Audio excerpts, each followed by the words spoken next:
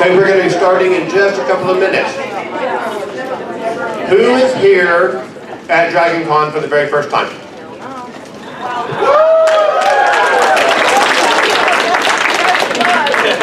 Is there anybody here for whom this is the very first Brittrack panel you have attended? Wow! We do lots of fun things.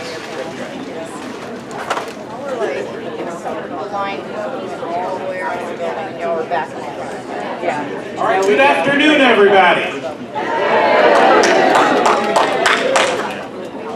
I'm Andy Hartley. On behalf of the Brittrack, I'd like to welcome you to our Good Omens panel. Yay! And I will let my panelists introduce themselves.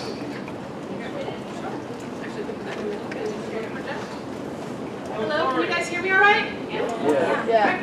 My name is Trisha J. I am a freelance editor and an author. I also work at Andy's Bookstop and Mike's Comics, which is the largest distributor of Doctor Who items in the Northeast.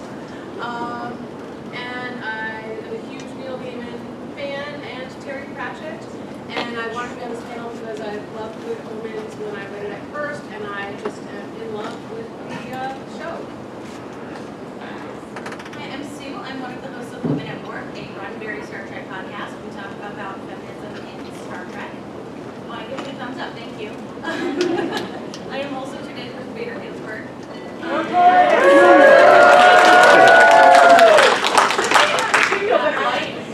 Can you use the mic more? Hi. Can you hear it when I'm this close, or is the gain louder? Turn it to 11. Yeah, do All this. right, so we'll stay here. Oh, I can hear it now. Do you need me to start over? All right, I'm Sue.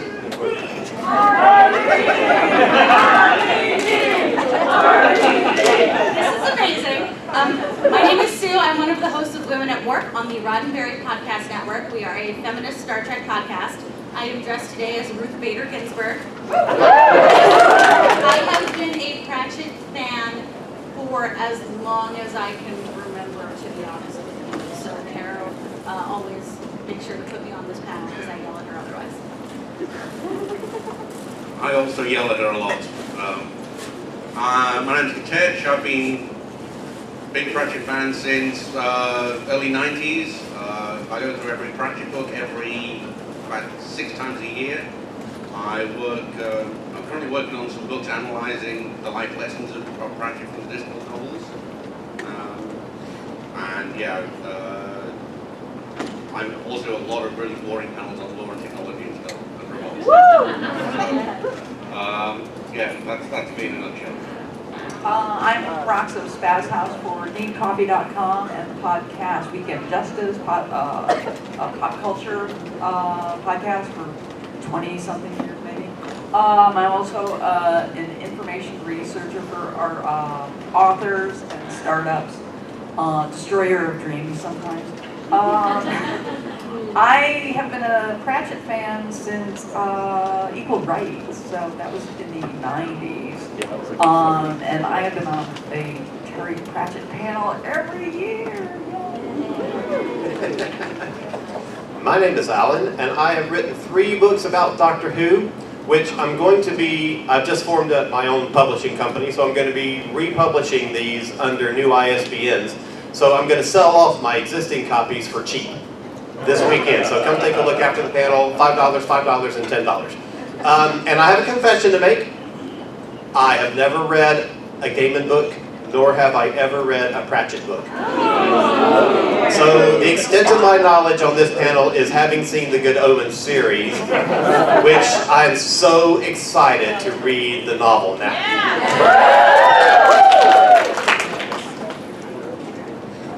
It's a good thing you said that. She's got that flaming sword.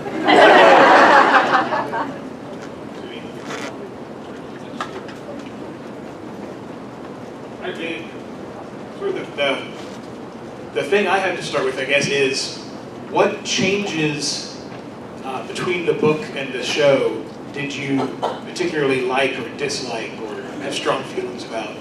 I won't be answering this question. I was actually, well, I have this conversation with anybody that I've heard likes Terry Pratchett. This always comes up. One of my favorite parts of the book was really cool people, and that was not in the miniseries. And that was such a great part, and I see why they took it out, and it didn't hurt anything. But when I was trying to get my sister, who wouldn't read the book, to watch the show, that's one of the things I told her, and she was like, "No, you're thinking of a different book. That didn't happen." But yeah, that is my one issue with it was it took out the Horsemen of the Apocalypse, and I really liked that part. For me, I thought it was, adding Ham to the mix. The whole Gabriel, it's like only Pratchett and Gaiman would make, heaven so bureaucratic. Right? Adams would as well. Yeah. You clearly haven't seen Miracle Workers. See, it's my understanding that material was taken from, they sort of halfway poked at a sequel for a while, and that's where that comes from. I loved the part through history, seeing as from Yes. the beginning of episode 3, the long thing before. You mean the first half of episode 3? I loved that part. I just thought it was fabulous. I loved everything about it. I had forgotten that there hadn't been opening credits. And then literally half an hour into the episode, the credits start, and I'm like, what? That was a great way of showing a montage of their relationship within a short span of time. So one of the things that I really loved that made my your heart happy was all the freaking gender bending. And that just made my heart so happy. And it was a much more diverse cast. And I loved that so much. I was thinking that as well. One of the things I noticed, I'm not sure if I picked it up correctly, but did they make pollution non-binary? Yes! Yes. I thought that the only pronouns they used for them were they, them, them, yes. but I wasn't positive. And it's like, it's those little things that just like make your universe so much more inclusive and so much more expansive. It was. Well, she actually read the,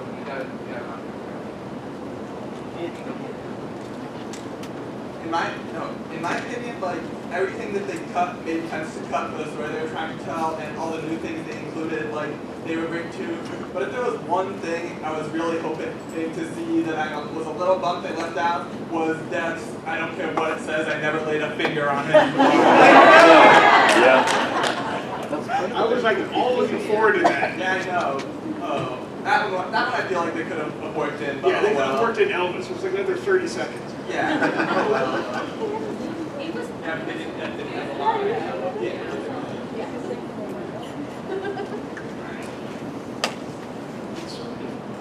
Okay. I was going to say, I like how the humor between them and the cheat of making their trial a thing of, give me the towel or give me the, the cheat of them trying to play each other as each other. Yes. For me, I think one of the concerns I had was it being a British book, really, and then in the hands of an American corporation. Really, I mean, because basically Amazon is now one of the juggernauts for making shows. But it was still co-produced by BBC, right? Yeah. That's why we're allowed to talk about it. Exactly. And I think Gaiman babysat every little tiny step. Oh, yeah. That gave me a lot more confidence. Yes. I mean, when you have the actual half of the author involved, it's not going to get too out of hand. I also look back that Sheen and Ham are fans of that. And so when they were acting, they really put their fandom into it. And I remember, can you guys hear me all right? Okay. Yes. And I remember looking at a lot of the interviews, Sheen was very much a fan of shipping and Sarah Paul, and he's like very, very pro shipper. And I'm like, I love you so much. What I love Pratchett for the footnotes and all the extra. And I love the way they had, I forgot Francis Dorman, the and God do the voiceover at the beginning, like in each little chapter, like you would have with the footnotes. I thought that was a beautiful way to make them work on the screen. It was very Hitchhiker's Guide in a way. I really appreciated how you could see in every aspect of it, especially in Crowley and Azrael's relationship, the friendship between Gaiman and Pratchett, and it just came through. And I think having Gaiman so intimately involved with the creative process, I really felt like the whole thing was honoring Terry Pratchett's memory in every single moment. It does show that you don't have to be just alike. You can be opposite in so many ways and still be friends, even by accident.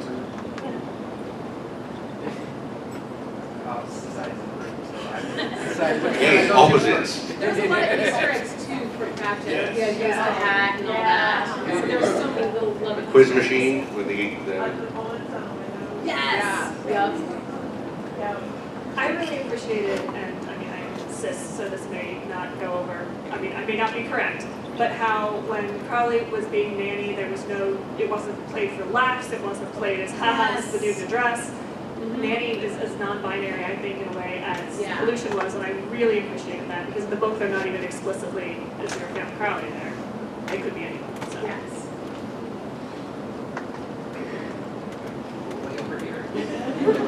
Get your TARDIS, Jody.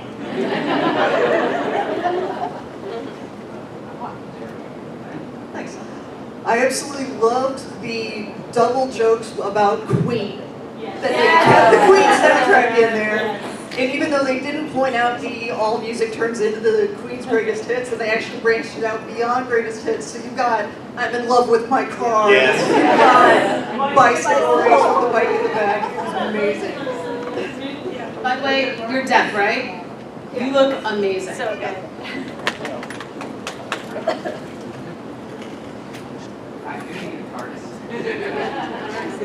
If only we had a microphone stand that people could line up at.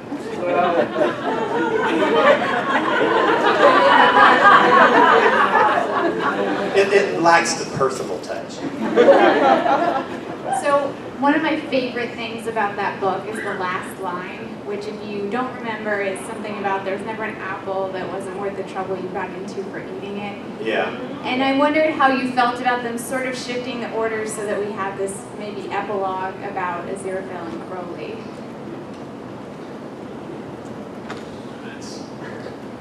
That's good. They fit that line in, it was Adam that said that in there.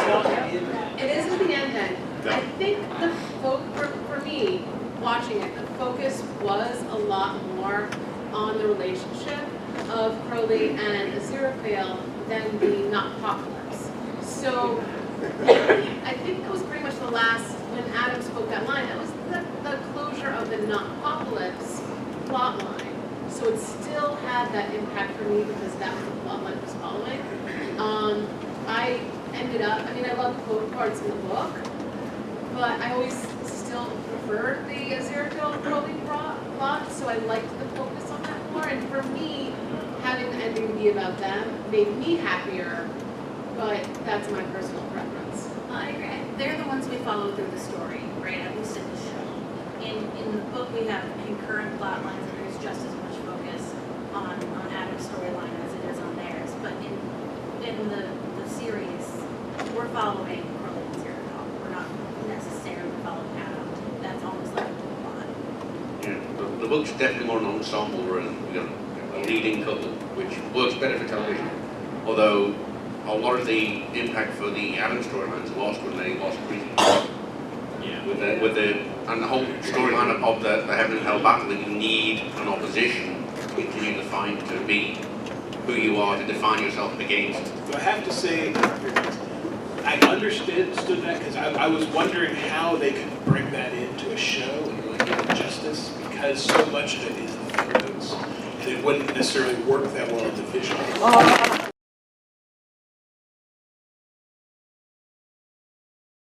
Fruition, like they just did the Troll Bridge too. So that, I was so excited about that. I love anything with Cohen in it, so Man, I would really like to see a Tiffany Aching series. I mean, and I made this argument that whole series, as far as growing up, and that's what I love about Pratchett, he's so pragmatic and sensible that the idea of a young child growing up and becoming a part of a community, he does it so beautifully with a female character opposed to, I'm sorry, Harry Potter. I think he does it so well because it's like the magic's there and it's very grounded. And I think that's what I love about Pratchett, because it's like, even with the Apocalypse, there's a lot of problem solving, and there's not a lot of people going into histrionics about the whole ending. It's like, we can figure something out. That's what I love about Pratchett. My favorite sub-series in the Discworld is The Witches. However, I think that in terms of like ongoing series, your best option for that is definitely Night Watch. Well, they just cast, yesterday they announced they just cast Adam Hugel from Peaky Blinders as Carrot for The Watch. We're getting casting, so hopefully the rumors of many, many years are finally coming to fruition, right? Yeah, and also mentioned Trollbridge. Trollbridge is playing in the film festival here this weekend. It's over in the Hyatt in the auditorium on the Centennial Regency level, one level down to the lobby. It's in the Learning Centre. I'm not sure what time exactly it's playing, but it's in this film festival. It's up for awards. Yeah. I got both. Hi, I might not be able to see me. I can hear like 90% of what you're saying, so you may have already touched on this, but what did you guys think of the giant CG Satan that was totally Good Omens, that was totally kind of like, came out of left field for me, and I was like, wait, what's happening now? Because that was just so different. The one who sounded like a demon, a dragon from The Hobbit. Right? I was kind of mad about that too. What I would have liked, because I'm also a horror fan, what I would have liked is to not see him and just have the voice and some storm clouds. So I think the visual took away from the fact this is effing Satan. I don't know if I could swear on this, So I think if there was less visual, I think that would have, to me, had more impact. I just want to respond to what you said about Tiffany series. The Henson Company had purchased the rights, but I don't know what happened to it. So I'm hoping to see Rob next summer, and I'm going to ask him what happened. But it was announced a few years ago that Henson had the rights, the company. I don't know what happened. Well, okay, then you need to come to like a neat coffee panel, because there's a lot of stuff that once somebody buys a license, sometimes they keep it for decades. So hopefully, that would be good. Last I heard that they had it, and I don't know what happened. Brian Henson is here this weekend if you want to ask him. I don't know him, I probably. They're like at a panel. That can Q&A Well, panel. somebody would know and ask him. I'll try and see if I can get hold of him. Yeah, or get him to these questions. One of my favorite, I adore the book. I'm a huge Terry Pratchett fan, but one of my favorite things about his show, as opposed to the book, was that reading the book, I love the language of the characters, but I never really had very clear visual pictures of characters, and just from the behavior, Crowley was always one of my favorites, but in the series, Michael Sheen took the Aziraphale and just was so brilliant in that. I mean, my God. He took him from somebody who was sort of a bit overshadowed by Crowley and just took him center stage. I mean, the casting of everybody was amazing. I'd love to hear some of everybody's favorite casting choices. I do have to say, when I read the book, I saw What? Can't hear you. David Tennant. Okay, sorry. That's who I saw. It's gonna be a long con, guys. And I was just going to ask, and this is for the panelists and anybody who wants to answer, for those who have read the book first, which is not me, how close do they get, the two main characters, to what you imagined when you read the book? Do you think that when you saw David and Michael on camera, was that who you read? Was that the way you saw it? Yes, but like when I first read it, I was thinking Jeremy Irons for Crowley. Yeah. I don't know. Those two.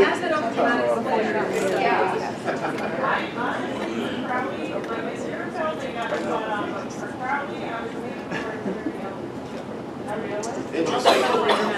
Interesting. Terry Gilliam, and Robert Williams was scheduled to be Aziraphale. Johnny Depp was born. Oh, no.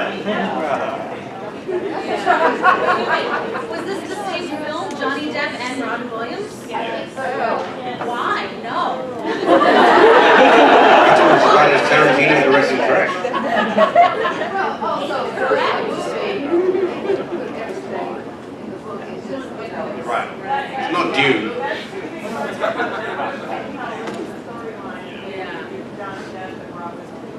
And I do think that's a good thing as well, that they made it into a 6-hour movie and then basically cut it up rather than a movie. And with Amazon's money, they're just throwing money at British sourced TV shows because, we Brits are the best.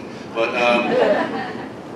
Top Gear, they throw in huge gobs of money at it with the, Grand Tour. Well, not Top Gear. That is the thing about Jeff Bezos. If he wants a project, he's going to get the project. So, that was the good thing that I saw when this was announced. It's like, well, okay, this will work because any HBO, they screw you in the end. It would be we'd get like a portion and then they'd mess it up. That's the thing with Amazon, right? This is not their main source. They're making streaming content basically because they can. Yeah. But it comes with your Prime membership. It's to sell Prime, but people buy Prime for many other reasons. People buy Prime for the shipping. People buy Prime for the music. People buy Prime for plenty of other things.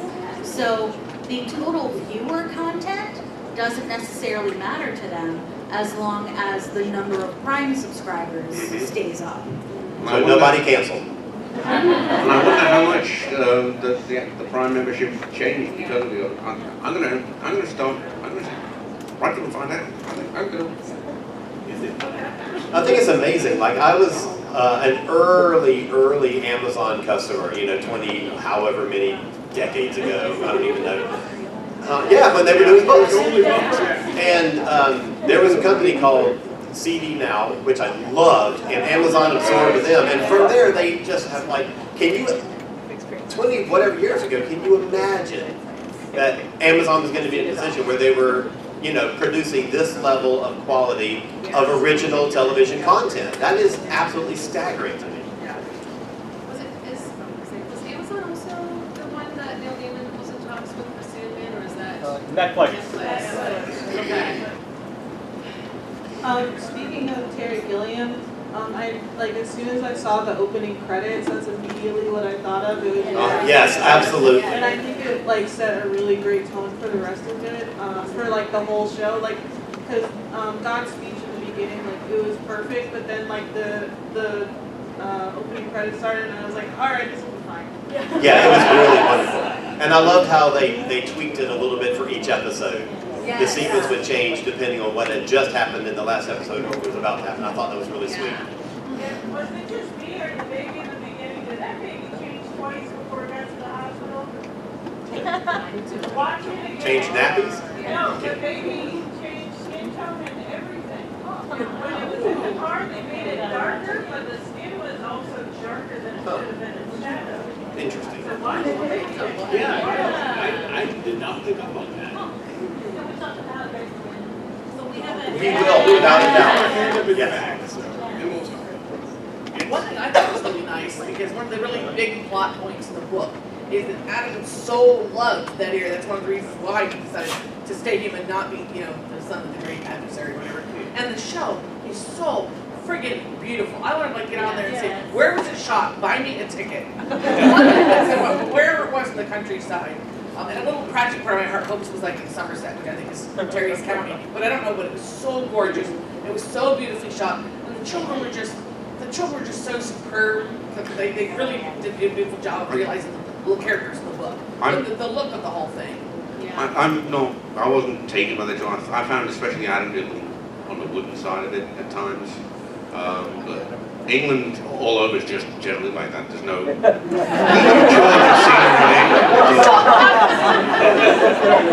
It's all like that. Get it, you're better.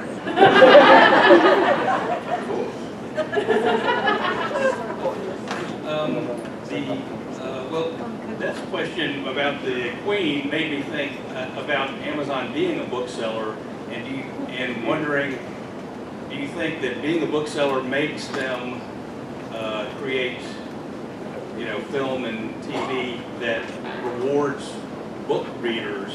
I mean, like Game of Thrones, the only reward was you got to laugh at your friends who had not read the books. But other than that, no reward. Whereas I felt like with the Queen thing, it's a perfect example. The book readers are rewarded, but it's not like taking anything from people who have not read it. Yeah, I've noticed that myself. There's a lot of Easter eggs in Amazon. I think there really is a tie between being a book company originally and the people who are behind this are book people. Are there other shows? Man in the High Castle. That's awesome. And that's doing. The book. They also clearly have the data on how many of the books they're selling.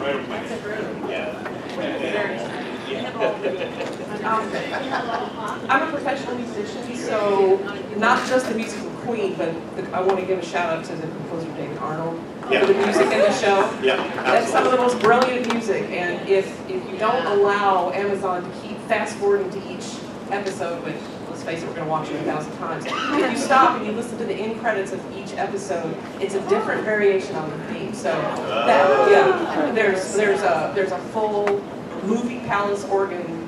There's a string quartet. There's guitars in the style of Queen, but it's in a symphonic version. So everybody needs to buy the soundtrack, because then they'll release all of those variations if they have enough purchasing for the first soundtrack. But you need to take a listen to the soundtrack. It is absolutely brilliant. Cool. Yeah, and Tori Amos. Yeah. And Tori. Art? Too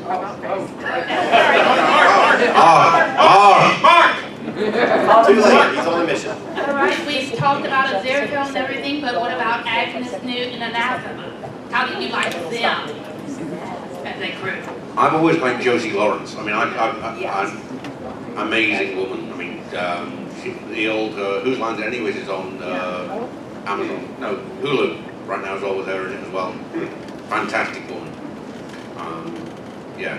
I thought Anathema was the most They did change her. I mean, made her American. I think she was like my least favorite character. I loved Agnes though. And what you were saying about her other roles and stuff. That is such. Reading the book, it's so fascinating of her predictions and stuff, and it's such a hallmark because it was so early. You can see the influence on the Discworld witches and stuff, and on that pragmatism that comes out in Pratchett. They're taking the off guard without. You should have been here 20 minutes ago. I love that. I hope when they take me away, I'll do the same thing. You're late. The most distracting thing for me about Anathema was her accent. Because it wandered, and I couldn't pin it down, and it was frustrating. But that's a me problem. And speaking of some of the women on the show, I had a request over here to sing the praises of Miranda Richardson, who is just a genius. I've loved her in everything I've ever seen her in, and she was kind of, for Miranda, she was kind of subdued until we get to the seance scene, and she came to life, and I was like, there's my girl right there. Man, she was brilliant. Actually, the real chops was when you didn't see that. That's true. And it was just like, you know, I saw the credit, I'm like, okay, where is she? Where is she? Where is she? Oh, Yeah. there she is. God, she was wonderful. She's like, and that's a sign of a good actor when they hide it. Yeah. And she did it brilliantly. Yeah. And she channels Michael Sheen. Yes. Oh, yes, absolutely. Yes, I love that. I want to go back to Anathema because I'm in the unpopular opinion. I really liked Anathema. I did too. I went with the wandering accent because they had money and they traveled. For me, that's my headcanon. But also because again it brought in more diversity to the cast. And since we're getting it through Amazon, we still have a larger population that's American who are watching it. So it was like, okay, here's someone that's a little bit more like me. And I did really like that, and I loved, to me, how she responded to being in England. And I got that feeling like an American sense from her, and I like that as well. That's cool. So what you're saying is, I got money, so I'm going to live in America. They got 57 flavors of ice cream. I really enjoyed John Hamm also. Oh my God. Shut up your stupid face and die already. I really want to quickly just address the idea that she was too pretty and push back against that, because that is an idea of saying that there is only one way to be a nerd, and that's not an okay idea. So how conventionally attractive somebody is has nothing to do with their internal character. So I just want to put that out there. Hell yeah! I saw it, yeah. I haven't seen anybody. Is there someone over here? Come on, shy people, speak up. Oh, there Well, it is. now there So just talking about Miranda Richardson channeling Michael Sheen, doing an incredible job. It was pointed out that of the characters in the show, that 3 different people played Aziraphale, and they all played it marvelously, and in a way that one of my favorite things was watching through, getting to the end and picking up little bits, and my brain tripping over things where I go, hold on a second, wait, why did, and then the way that Michael Sheen just moved his mouth in one particular scene, I went, oh my God, that's David Tennant. Like that's a sneak thing. I just, oh my God. Is it? It is. Oh my God. But yeah, so obviously, you know, David Tennant having the time of his life playing Aziraphale, and then Michael Sheen getting to sort of like play how cool, like the cool crow, like obviously Aziraphale thinks that Crowley is this cool. But it's sweet that Aziraphale thinks that he is.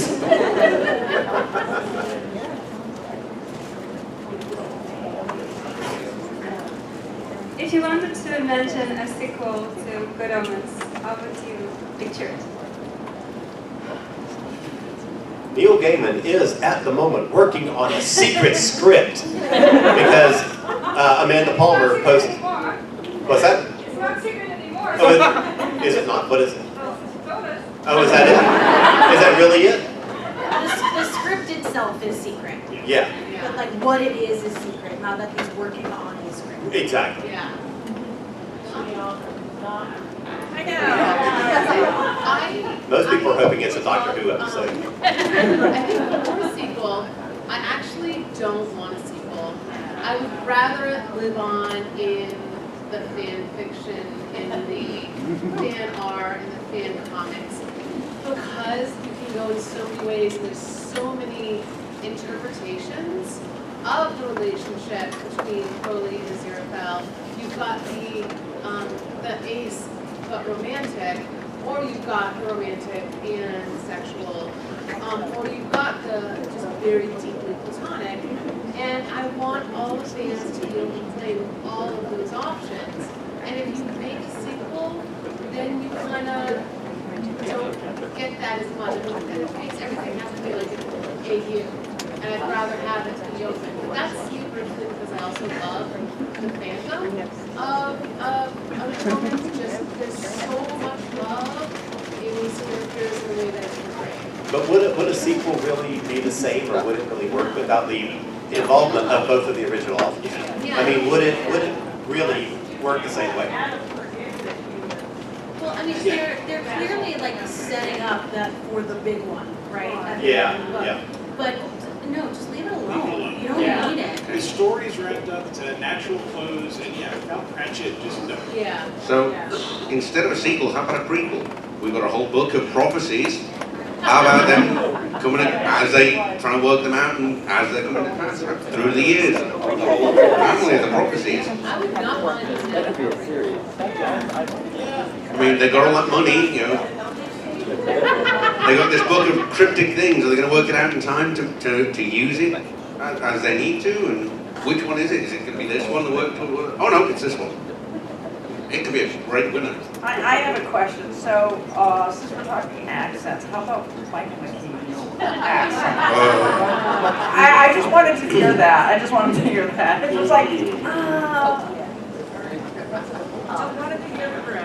I was just going to say, I think I tend to be unusual in that I don't want an unnecessary sequel. I just want to let an ending be an ending. You know, if you just appreciate how difficult it is to write that good of an ending and just let it be. Agreed. Let it go. But I agree.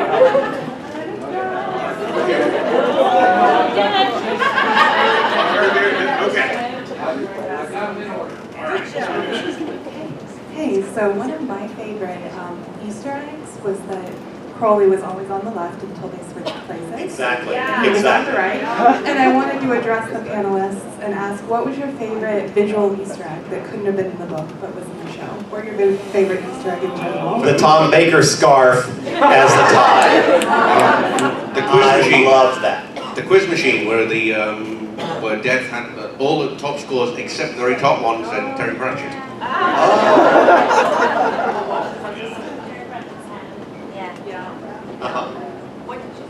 Terry Pratchett's head in the bookshop. What? Pat, sorry. His head would be kind of gruesome. That's the First.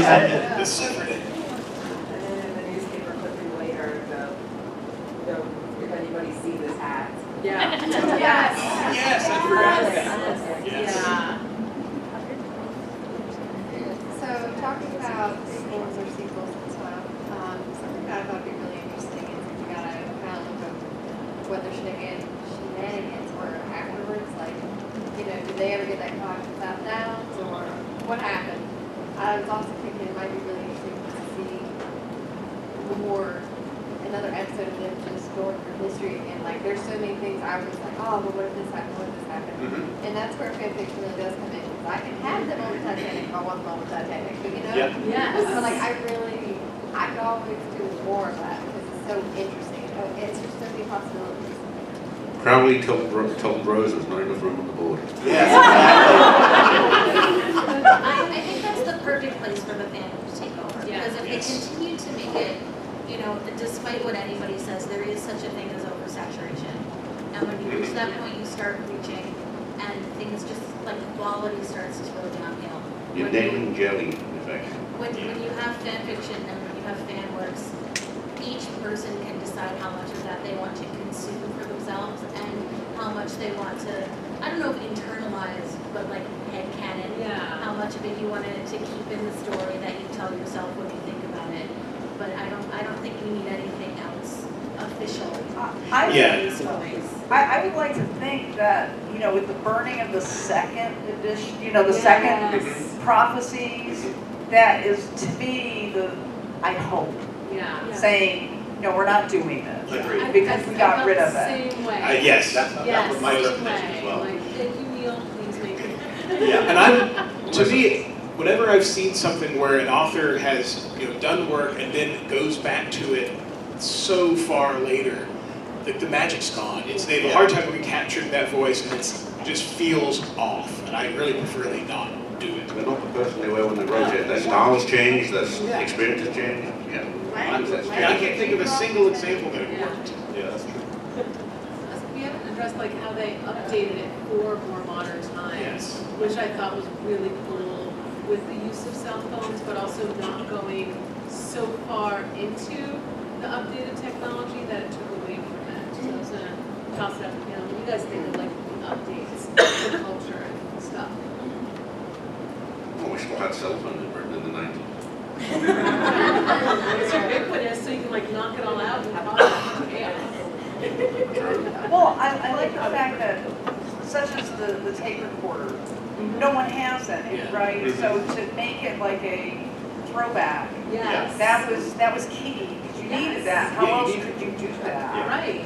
And as far as like regular technology, I think it worked, and I think that's, you know, it's like going to like a Sherlock type thing. It's like bringing up a lot of the old Victorian technology into the, you know, current. I think it worked out really, really well.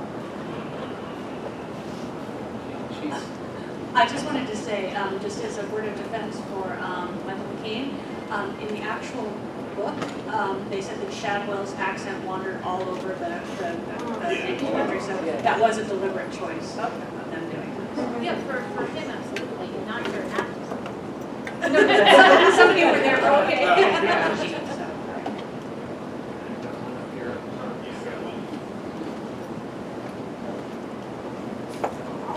Yeah, so just going back to the tape recorder, because that was something that was kind of bothering me too, was like, how does that really update? What I realized is the whole buildup with getting the holy water was Crowley, he wanted insurance. And so how I kind of got, oh, he keeps the tape recorder specifically for an event that he would need insurance, rather than in the book, he just simply had a tape recorder. If anything, he was the one that had his hand, you know, he knew technology. Yeah. Through, you know, the whole, you know. Sleek. Yes, that was great. So, you know, he would know, you're right, I would say yes, that he knew to keep that. But I don't know if he probably knew I need full insurance, but I think in the back of his mind, yeah. Just because it was brought up the same time as the holy water. Yeah. Over here. Just based on that, I always kind of thought too that's a really good idea. I didn't feel it no way. I always thought he also kept it maybe because his angel was always a little bit more behind the times than he was. And he knew it was going to take a while to catch up, so he kept older versions of things to keep him comfortable. It fits with the car and everything, yeah, absolutely.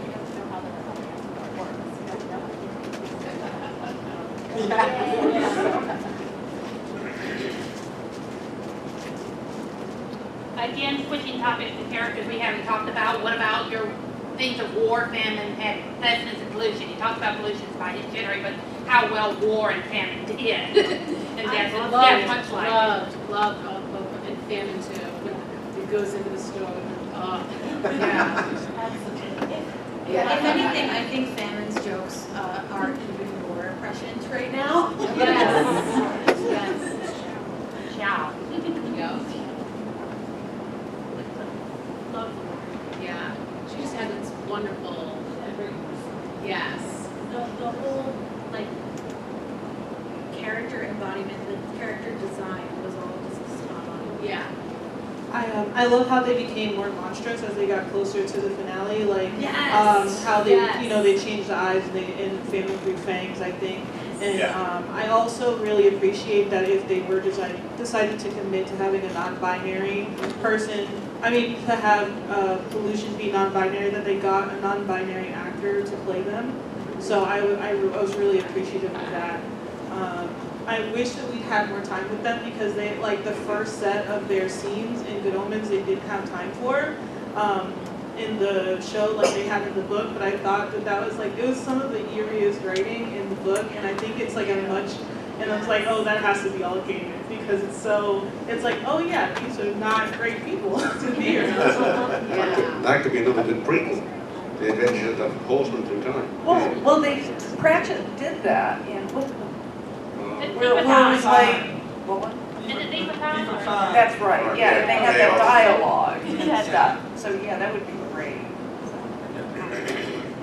In fact, combine the two, have anathema things, and all of a sudden you just see Crowley and Aziraphale just popping into the background, and across the full horse and just, that would be, okay. Since there is likely to not be a prequel or a sequel, what's some additional reading that you could recommend to folks that is along the same lines that they might enjoy as much as, or in a similar way to Good Omens? Anything either of them have written? Yeah. Well, yeah. Definitely more Pratchett than Neil Gaiman. I admitted on this panel last year that I had not read any game except Good Omens, and I've started, I've done I think 3 or 4, and it's been a bit harder to. I've still done every Pratchett book 5 times in the last year. I mean, if you like Death, definitely like the Death sub-series of the Discworld novels, starting with Mort, but also like Hogfather. And there's a movie of that, so you can start with that. Yeah.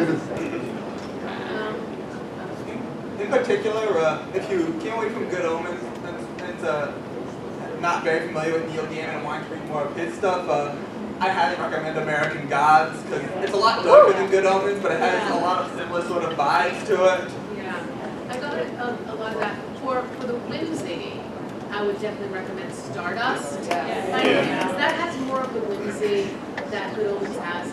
I adore, American Gods is my favorite novel by Neil Gaiman. But it's very much darker and a much more gritty novel than Good Omens. I also do love The Sandman, and I think some of the mythology from Sandman, a little bit even from American Gods with this show, kind of snuck in the power of what belief is and what dreams are. So that also, I think, informs it quite a bit. The reason that I was thinking about that is, as I was watching this, it brought to mind a book that I read years ago. It's by a guy called Matt Dinneman, D-I-N-N-E-M-A-N, and I used to work for a publishing company that it was submitted to us, and we ended up not taking it because we had 3 other sort of like heaven and hell books that year, 2 of them by first-time authors. So we didn't want a 4th one by a 3rd debut novelist. But you'll find it on Amazon. It's called The Shivered Sky, and it's the war in heaven. It's very similar in tone in that the angels aren't the pious, good, beautiful people. They're battle-worn, and they're sort of, a little distraught, and all the demons aren't necessarily evil. There's a lot of range of personality within each group, and it's a really, really wonderful story. And if you find it, look on Amazon. I highly recommend it. It's very enjoyable. I'm going to go with, of course, Terry Pratchett. Anything. I really want to see sort of a how to live the Terry Pratchett way. I really do. But Canadian author Charles DeLint. Yeah. Oh yeah. Even though he doesn't really do heaven, hell, gods, but he does do urban fantasy that has so much realism into So it. much magical realism. Yeah. With a lot of whimsy. Which again, Yes. I love that whimsy essence. Maybe a little bit Jasper Ford, too. Oh my Oh, gosh. that's a Yes. great idea. Yeah. That's a great suggestion. Okay, everybody, let's do this. Do this. Send a letter to Jeff Bezos. We need a Thursday Next series. Yes. Excellent. All right, another author. The more Pratchett, the more whimsy is Robert Rankin. Oh yeah. Although he just announced last week that he's not doing any more conventions anymore because he's getting too old and sick. But he does some really outlandish ones like Elvis with a time-traveling scrap named Barry. Christopher Moore as well. Yes. Oh my god. Oh, that's a good idea. And if anyone hasn't read it, Hitchhiker's Guide to the Galaxy. Oh, absolutely. Because both of them really Went to see Even the others are not that close. I'm sure there's something. Okay. Ben Aronovich. Ben Aronovich, great suggestion. And they're making Simon Pegg and Nick Frost on the rights to make it into a series. Ooh. We have someone who's been trying to make a comic for a while now. Sorry, it was just about Mort in the start. That's got a Neil Gaiman connection too because Terry Pratchett had been writing something else, And Neil said to him, yeah, but I'd really like to read a book about death. And apparently, Terry called him later on and said, you expletive, it's called Mort.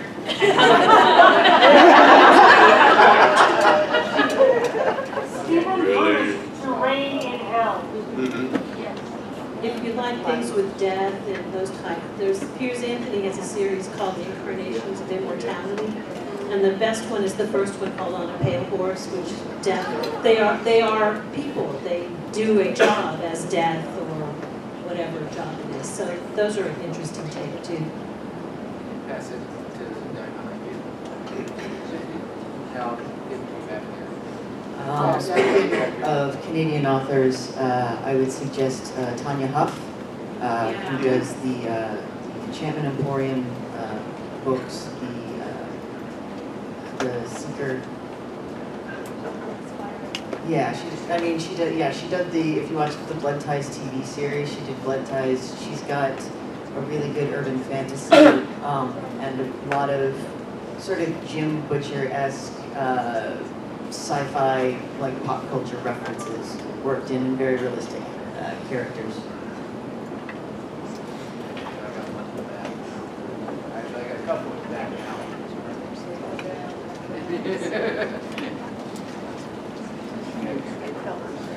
I think if anybody really wants to get to know Neil Gaiman as a writer, his short story collections are the best way to do that. Smoke and Mirrors and Fragile Things, it gives you like all the variety of how his very twisted mind works. This is a short story book. That if you like, so this is not strictly, it's an emerging apocalypse. Heaven is not playing a role. But there's an author called John Connolly, and his character is Samuel Johnson, who's a little boy, and his dog Bosworth, or Boswell, I forget. And it's the gates, the infernals, and the creeps. And it's just very English, very, very droll, and it's an awesome series. I can't recommend it highly enough. I had to go out and buy it right after I read it from the library.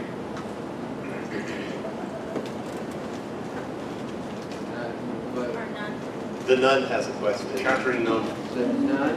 Here, I did not see the hand. That's okay. It's not a question, it's another recommendation. This doesn't seem as well known in the US, but Jonathan L. Howard's Johannes Cabal the Necromancer is incredibly fun and funny, but with a dark edge.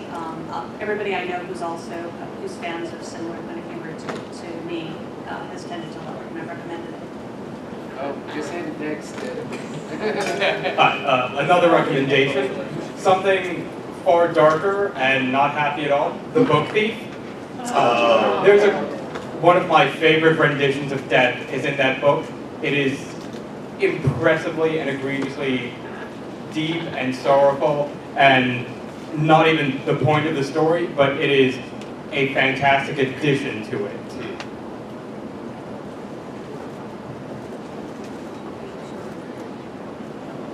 Anybody else? Real quick?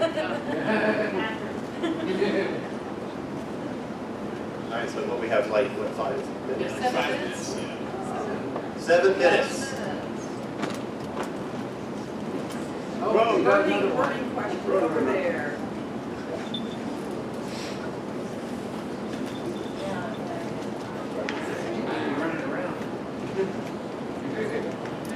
I'm also a big Supernatural fan, and there are just obviously so many connections that show up in the TV show. Yes. In particular, I was wondering if anyone wanted to come, I mean Crowley's obvious, but the angels are almost identical in both shows, and I just thought, did you have any thoughts? I was actually hoping that would come up too, because, am I allowed to swear on this panel? Okay. So the angels in Supernatural and the angels in Good Omens are dorks. Mean ones. Yeah, jerks, that's the right word. Snack pastries. If you've seen Supernatural, Terry Pratchett says it best. Dean. But yeah, I saw that a lot, and I was gonna wonder if they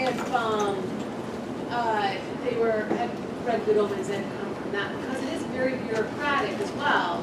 The heaven in Supernatural and the hell in Supernatural has that bureaucratic office kind of mentality that is one of the things that I love about it. That's both heaven and hell for me. Yeah. Well, too, you have Christopher Walken, too, as Gabriel, and he was not a happy camper. I was really hoping for a photo op with Crowley and Crowley, but.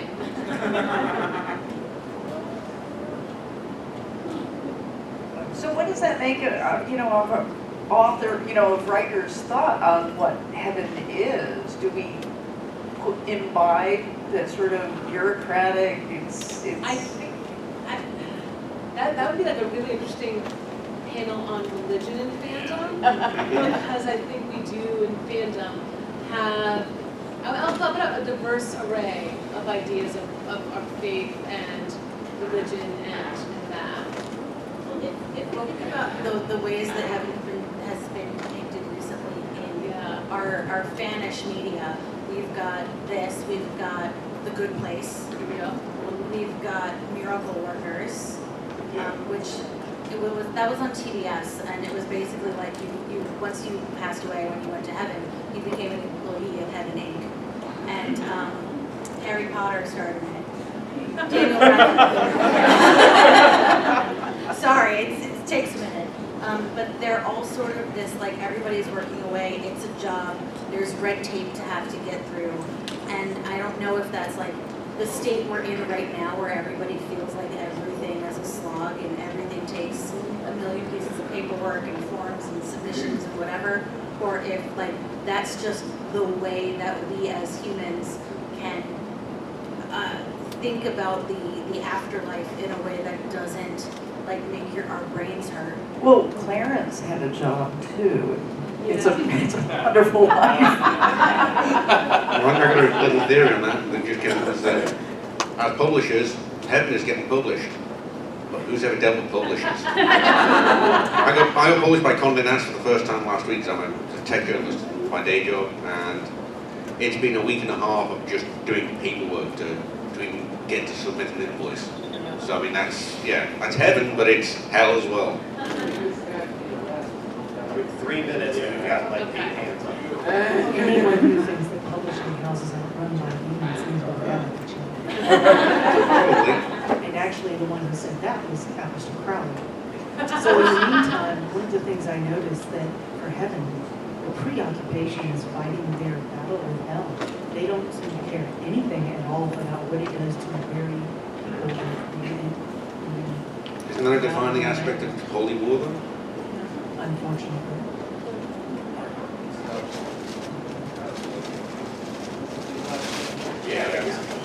Well, both Pratchett and Gaiman are atheists. And I think what they were also showing is that neither place in the afterlife was a place you wanted to go.